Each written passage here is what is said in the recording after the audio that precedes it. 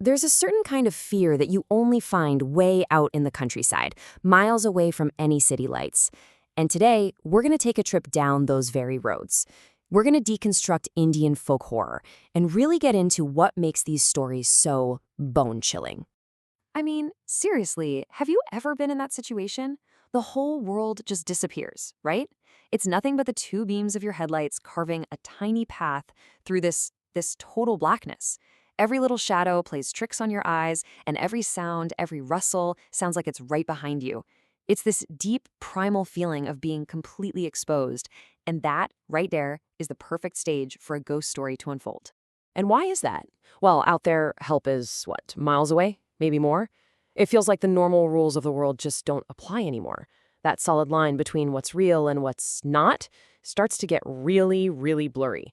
It's in that exact isolation that the best horror stories plant their seeds, feeding on our biggest fears of being lost and, worse, being all alone. Okay, so let's jump right into our first story. This one really digs into one of the most powerful tricks in the horror playbook, that tempting promise of a safe haven that turns out to be anything but. So picture this.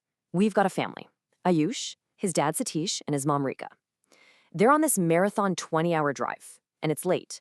They're on a totally deserted road, they're exhausted, they're starving. I mean, it is the absolute perfect storm of vulnerability. So the story unfolds in a pretty classic way, right? You've got step one, the need. They're lost, they're hungry. Then comes step two, the trap. Out of nowhere, this little roadside eatery, a dhaba, appears like an answer to their prayers. But then we get to step three, the clues. These tiny little things that are just not right. And that all builds up to step four, the escape, where it becomes a frantic, violent fight just to stay alive. Okay, so the family sits down, trying to just get some food, and that's when they start to notice things. The young girl serving them, she has severed heads just like hanging in her hair. And then they see it. The one detail that in Indian folklore is a dead giveaway. Her feet are twisted completely around, pointing backwards. They peek into the kitchen, and the man cooking, he has the same backwards feet. And he's not cooking food, he's just casually tossing human heads into a giant pan. Now, these guys are not just going to sit there and become dinner. The second it all clicks into place, it's pure survival mode. The father, Satish, he grabs a sickle off the wall, attacks the ghostly girl, and they just run for the car. The ghosts are right behind them, but Satish floors it, actually runs them over, and just drives like hell, not even daring to slow down until the sun comes up. So, what was that all about? Well, like any great ghost story, there's a tragic backstory.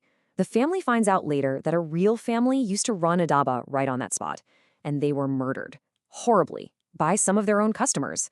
So now, their spirits are stuck there, full of rage, and they create this illusion, this ghost dhaba, to lure in other travelers and get their revenge, over and over again. All right, let's look at our second story. It starts with almost the exact same setup. A lonely road, a traveler, a dhaba. But the trap here isn't a physical one. This one is all in your head. It's a psychological game, a test of your own judgment, and making the wrong choice is fatal. So this time, it's just one guy traveling by himself. He stops at this dhaba, and the owner seems like a really great guy. He starts telling him this incredible local legend, a story about his own bravery, actually. He tells the traveler how he managed to capture a beautiful but incredibly dangerous witch who preyed on men. And then he says, you know what? I've got her locked in a magic cage right here in the back. And this is where it gets complicated. On one hand, you've got the dhaba owner's story. He's the hero, he trapped an evil witch. But as soon as the owner steps away, the traveler hears voices from the cage. And they tell a completely different story. They say, we're the innocent ones. The owner is the real witch and he's trapped us here. He drinks our blood. Please, you have to free us. So who do you believe? The heroic-sounding owner or the terrified people in the cage? I mean, what a choice, right? His life literally depends on getting this right. One decision leads to being a hero. The other leads to a horrible death.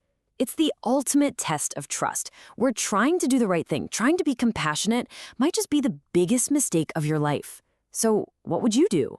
Well, our traveler decides to be the hero. He chooses compassion. He opens the cage. And the woman he just saved steps out, looks at him, smiles, and says, I am the witch. Oof, he chose wrong. And his reward for trying to be a good person? he becomes her next victim. See, the real trap wasn't the cage at all. It was the story he was told. Okay, so we have two incredible stories. But what is it that makes them work so well? What makes them so terrifying? They're not just random jump scares, right? They're built from a very specific blueprint. So let's actually unpack the DNA of these Indian folk horror tales. If you look at them side by side, you see the patterns. In the haunted eatery, the lure is physical, the promise of food and shelter. In The Witch in the Cage, it's emotional, a plea for help. The deception in the first story is supernatural beings pretending to be human. In the second, it's a witch pretending to be a victim. But look at the outcomes. In the first one, being suspicious and violent is what saves you. But in the second, being trusting and compassionate gets you killed. It really shows how these stories can send completely different messages. So when you boil it all down, you get these key ingredients of fear. First, you always start with a vulnerable traveler, someone who's isolated and alone. Second, you give them an illusion of safety, that light in the darkness that's actually a trap. Third, you hit them with a test of trust, a single choice that means life or death.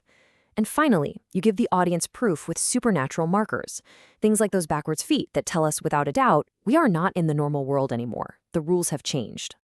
And that really brings us right back to where we started, doesn't it? These stories, they're not just for entertainment. They're warnings, ancient cautionary tales that still feel creepily relevant today. So let me ask you one more time. The next time you're driving down that long, dark road and you see a single light up ahead, promising a safe place to rest, will you stop